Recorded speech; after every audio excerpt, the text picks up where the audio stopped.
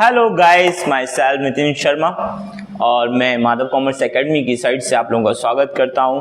आप लोगों का इतना ढेर सारा प्यार माधव कॉमर्स एकेडमी के इस नए चैनल को देने के लिए बहुत बहुत शुक्रिया, thank you so much.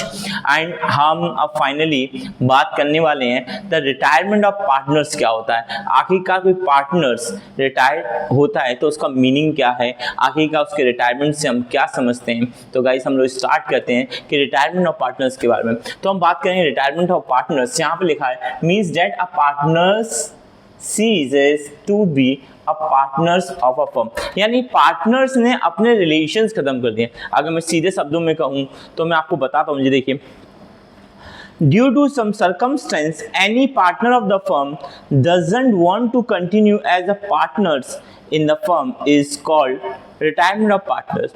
Due to some circumstance यानी किसी कारण से any partner of the firm doesn't want to continue as a partner in a firm is called retirement of the partner.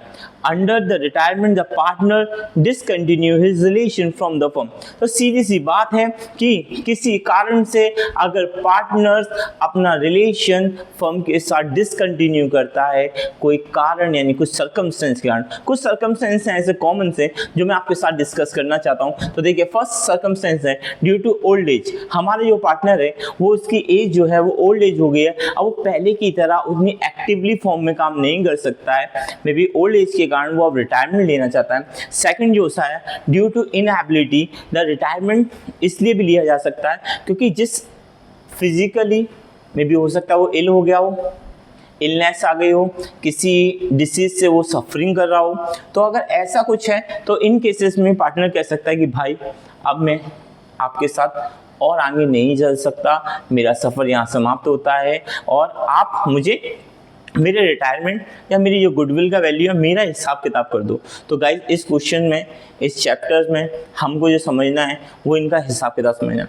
दूसरा क्या होता है, if any partner shows the personal interest, अगर कोई पार्टनर अपने पर्सनल इंटरेस्ट के कारण भी फर्म को छोड़ना चाहता है या फिर उसकी कंटिन्यूटी, या फिर ऐसा बोल सकते हैं कि उसको जिस कारण से हम लेकर आए थे वो मकसद पूरा हो गया है और उसको बोला हुआ था पार्टनरशिप डीड में कि अब आगे कंटिन्यू नहीं कर पाएगा, ठीक है। If any partner does not his duty against the contents of the deed, अगर कोई पार्टनर ऐसा होता है जिसने जो हम लोगों ने जो बनाया हुआ था प्रॉफिट, हम लोगों ने जो बनाया हुआ था एग्रीमेंट डीड, और उस डीड को फॉलो नहीं कर रहा, उसकी जो एक्टिविटीज़ हैं वो फर्म की एक्टिविटीज़ के खिलाफ हैं, तो हम ऐसे केसेस में क्या करेंगे, उस पार्टनर्स को क्या कर देंगे, पार्टनरशिप फर्म से रिटायरमेंट ले सकता है। नेक्स्ट जो है, if the firm makes the continue losses, अगर फर्म कंटिन्यू में लॉसेस में आ रही है तो ऐसे केसेस में हम पार्टनरशिप से रिटायरमेंट ले सकते हैं। तो गाइस ये था हमारा पार्टनरशिप के बारे में थोड़ा सा कंसेप्ट। अब लोग आगे